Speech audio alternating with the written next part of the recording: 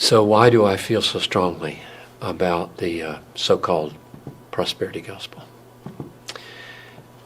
There's an easy answer.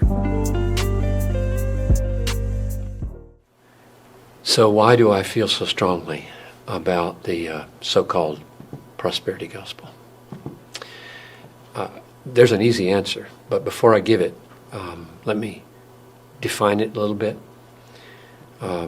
It's on a continuum from the most radical to what would be called soft or light. And the most radical would be basically say, God wants you rich, and you should partner with him by faith to pursue riches. And the justification would be given, can't accomplish much in life without money. And so go for it. Or another rationale might be, you're kingdom kids, and kingdom kids don't wear tattered clothes. They dress like the king, and so on. The light would be simply being more cautious not to say those gross things about wealth, but to minimize sin and minimize pain and only talk about how well things will go for you if you follow Christ. So why do I abominate this so-called gospel? I think it is another gospel. And the first reason would be simply to go straight to the Bible and see what Paul says about those who want to be rich. I mean, it's just, he says, this is 1 Timothy 6:6, now there's great gain in godliness with contentment. In other words, without craving for stuff. For we brought nothing into the world, and we cannot take anything out of the world. If we have food and clothing, with these we'll be content. It's just amazing. But those who desire to be rich, now here's the key text, this is verse 9. Those who desire to be rich fall into temptation, into a snare, into many senseless and harmful desires that plunge people into ruin and destruction. For the love of money is the root of all kinds of evils. It is through this craving, that is, this craving to be rich, that some have wandered away from the faith and pierced themselves with many pangs. In other words, the very thing that leads people to suicidal piercings of pangs, namely the desire to be rich, is nurtured and cultivated by the prosperity preachers. They are encouraging that this suicidal behavior happen. That's abominable. Or Jesus said, it's easier for a camel to go through the eye of a needle than for a rich man to enter the kingdom of heaven. Why would he say that?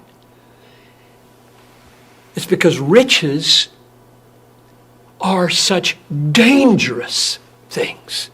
They're not a blessing usually. They're usually a curse.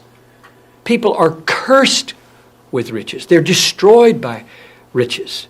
And here again, a little parenthesis of qualification. I don't mean it's sinful to make a lot of money. I just mean it's sinful to want to keep a lot of money. And it's suicidal to want to keep a lot of money. Bigger barns and bigger cars and bigger houses and bigger portfolios and finer clothes, and everything is growing with your income so that your conscience is getting harder and harder, because if you're a Christian at this point, your conscience is having to say, it's okay, it's okay. This is okay. This is the Calvary Road. This is what it means to deny yourself. This is what it means to follow Jesus. This is what it means to die every day. This is what it means to have my treasure in heaven. And it doesn't. It won't work. So your conscience has to be lacerated in order to keep from killing yourself. And so Jesus says, it's hard for a rich man to get into the kingdom of heaven. Paul says those who desire to be rich fall into temptation and pierce themselves with many pangs. And along comes a prosperity preacher who says, yes, Lord really wants you to be rich. We should pursue riches. Following Jesus is the pathway to riches. Riches are the sign of God's blessing. I'd just say those are in mutual contradiction for each other, and therefore this is deadly. Now, here's another reason I'm really upset about this. These prosperity preachers don't just talk to Americans who are already fairly well off and try to help them, become a little more rich. They get on their jets, their personal jets, and they fly to Africa or the Philippines. And they land and they gather a stadium full of 100,000 desperately poor people and tell them if they'll believe in Jesus, they'll get rich and all their needs will be met and their wives don't have miscarriages anymore, blah, blah, blah. Then they get in their jet with their pockets full and go home. That's wicked. Because the Bible is so filled with teachings that in this life, this is a momentary affliction here. This light momentary affliction is working for us an eternal weight of glory beyond all comparison. What's Paul referring to there? He's referring to a lifetime. Light and momentary corresponds to the weight of eternal glory in heaven. He means when you come to Christ, you come and die, and you can count on it. Through many tribulations, we must enter the kingdom of heaven. Normal Christianity is pain. Sorrowful, yet always rejoicing, is the pattern. Prosperity preachers do not prepare new converts in third world countries to endure the realities of what it will cost them to be a Christian. Here's another reason. There are 1,568 or so, as we talk, people groups in the world out of 13,000 that don't even have missionaries engaging them, and therefore everybody in them is without hope. Most of those 1,500 people groups are in very dangerous places, meaning if you go there, your kids might either get disease and die, or your wife might be captured and raped, or your family might be butchered and killed. Who's going to go? We have to go. Jesus said, make disciples of every people group, not just the easy ones, not just the comfortable ones. Who's going to go? The product of prosperity preachers? I don't think so. The people that are going to go are the people that have been taught that to follow Christ is to suffer, and it's brief. It's only 80 years. And then comes heaven. I just read this morning with Noel and Talitha, first paragraphs of Revelation 21. And I saw a new heaven and a new earth. For the former heaven and the former earth had passed away, and the sea was no more. And I saw the New Jerusalem coming down like a bride prepared for her husband. And he will dwell with us, and we will be his people, and he will be our God. And then every tear will be wiped away, and every pain will be gone.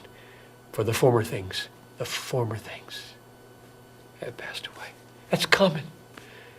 The essential biblical problem, maybe that's an overstatement, one of the essential biblical problems with the prosperity gospel is an over-realized eschatology. Meaning the things that are promised gloriously for us. We're all going to be rich. We're going to own the world. We're going to judge angels.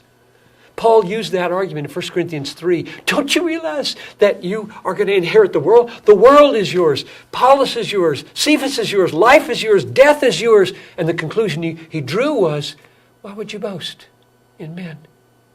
In other words, why wouldn't you take that as a means of enabling you to suffer and be lowly and kind and servant-like and walk on this Calvary road and take the pain of being a Christian? That's coming. But what they do, instead of say, we have to wait for that and pour our lives out through many tribulations here, they say, bring it now. Bring it now. The kingdom's already here, right? Jesus brought the kingdom. And it's the overlap of these two ages they don't understand. The new age is a beautiful age. And there are healings that happen in this world. I don't deny that. I just deny very vehemently everybody's going to be healed.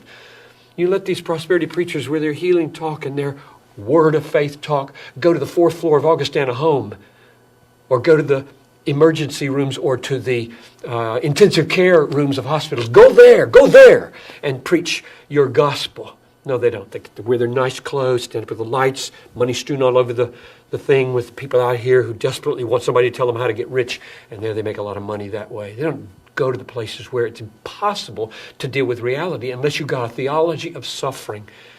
And so for all those reasons and more, it's a tragic thing that one of our greatest exports of America is the prosperity gospel. People are being destroyed by it. Christians are being weakened by it. God is being dishonored by it, and souls are perishing because of it.